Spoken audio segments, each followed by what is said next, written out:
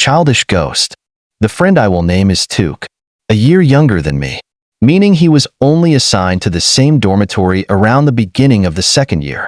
He was tall and thin, with a rather intelligent face, and from the beginning he appeared to be an open and cheerful person. But after only about half a year, his personality almost completely changed. At that time, he slept a lot. Whenever I had the chance, I saw him sleeping. Once I invited him to form a team to play LOL. When we went to gank the jungle, I waited for a long time without seeing any response from the support. When I turned back, it turned out that he had fallen asleep, just sitting on the chair, head tilted back and snoring. At first, my whole room sympathized with him because that was everyone's hobby. But when the whole room went back to their hometown, only Took stayed, until I went up first, called him to the bus stop to help bring in the stuff.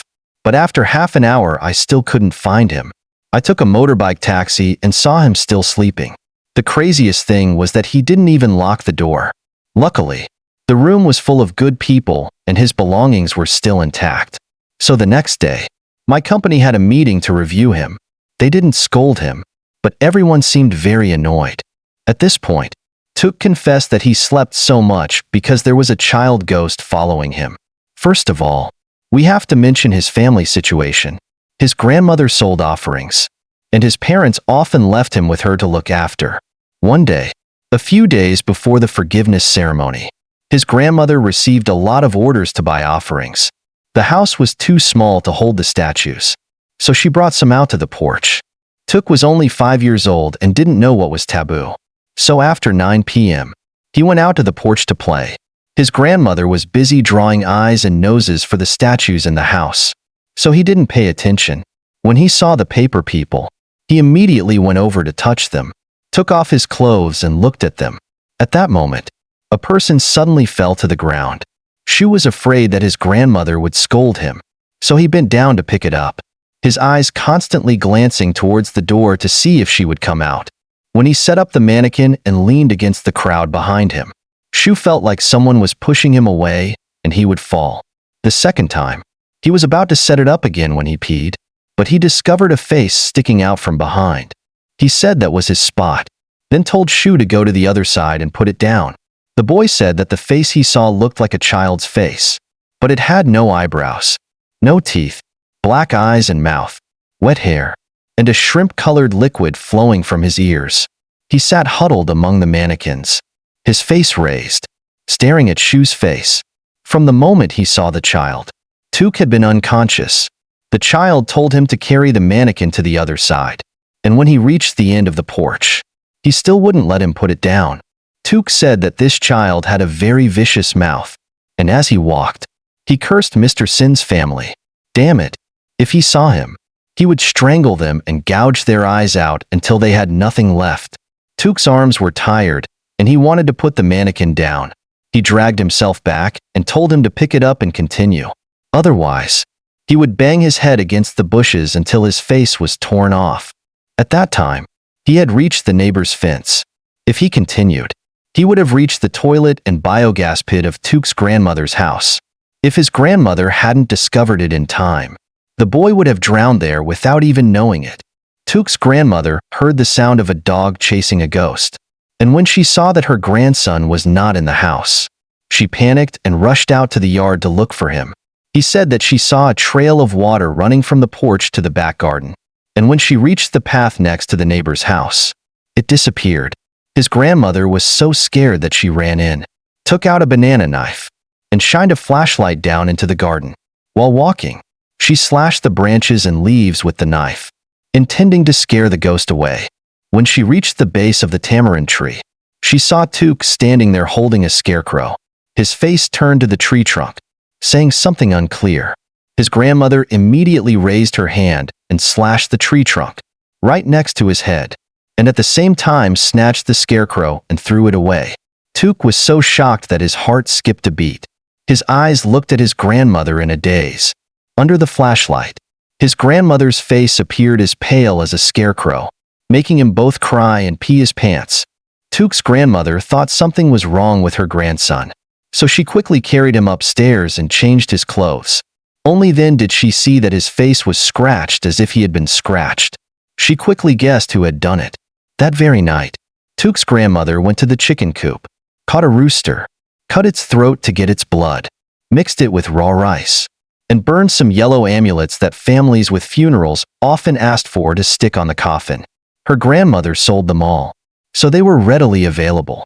She poured the ashes of the amulets and incense on the altar into the plate of rice and blood, squeezed them evenly, and her hands were red with blood. Then she took them out to the porch and threw them in handfuls, shouting, "Whoever begs for food from my house in the middle of the night, I'll give you rice and meat to eat." After finishing, she turned off the lights, closed the door, washed her hands and feet, then went to bed and hugged Took, telling him not to be afraid, that whoever touched her grandson would be beaten to death. What Took's grandmother mixed, in the funeral industry called blood bait, is similar to dog and rat bait, except that the target is ghosts who died on the street. After lying down for a while, Took heard the sound of chewing outside. His grandmother prayed that the person following her grandson would eat the bait. If he ate it, the ghost would not die, but it would be scared and would exclude her family, because it contained the ashes of her family's incense burner. That night, Took could not close his eyes tightly, and it is still like that. Every time he sleeps, his eyelids are only half closed. The whites of his eyes are turned out more than half, looking like they are rolling up. Thinking that his grandmother was magical enough to get rid of that ghost, Took did not pay attention to the past anymore. The day he returned to his parents, the family of 5 suddenly received bad news. That day, he and some neighbors invited each other to play hide and seek behind the house. There was a ditch. Across the ditch was a dense row of zone lao trees. They played until dark. When it was their last turn, they all went to hide for the brother they were looking for. But after hiding for 10 years and 20 minutes, they still didn't see him come and catch him, and they didn't answer when they called him. They all told each other that the brother must have run away and dropped a bomb on them all. So no one continued playing. Everyone went home. Took went into the yard and heard his mother asking where his brother was. He said he had gone home first, but he wasn't in the house. He wasn't in the toilet either. Where did he go?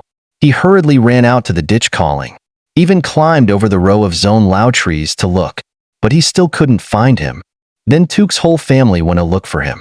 The neighbors who knew what happened also came over to help. When they searched everywhere but couldn't find him, they thought his brother had fallen into the ditch. Several people waded down to search. The water in the ditch was too high for their groins. In the morning they couldn't see through. In the evening the water turned dark, making it even harder to find. After searching for 2 hours, until around 10 p.m., they still couldn't find the boy. Took's mother calmly called out to her son, hoping that the boy was just hiding somewhere. But someone stood on a zone tree for a long time, looking down at the ditch bank and saw an empty barrel, with 2 children's feet sticking out from inside. Everyone hurriedly went over to look. The barrel was taller than an 8-year-old child, which meant he was taller than the boy. But the boy was upside down inside. When he was lifted out, he was cold, soaked from head to chest. The barrel only had a shallow layer of water. The boy died because his head was submerged in the water, and he was upside down.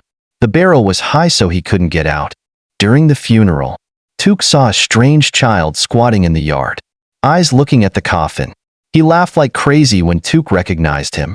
When he told his grandmother, she asked him if he remembered what the child looked like.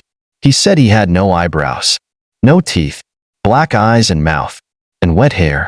It was a long time before his grandmother remembered that once in the village they had recovered the body of a child. A few nights ago when he was looking for rats and had slipped and drowned in the ditch. The child's body was swollen, with a rat still in his mouth. No one knew how he died. That child was an orphan. The place he lived in later was Mr. Sin's pigsty. He was buried by the villagers in the cemetery. But many people still said that they occasionally saw a ghost hiding under the ditch catching rats to eat. Took was scared when he told her that.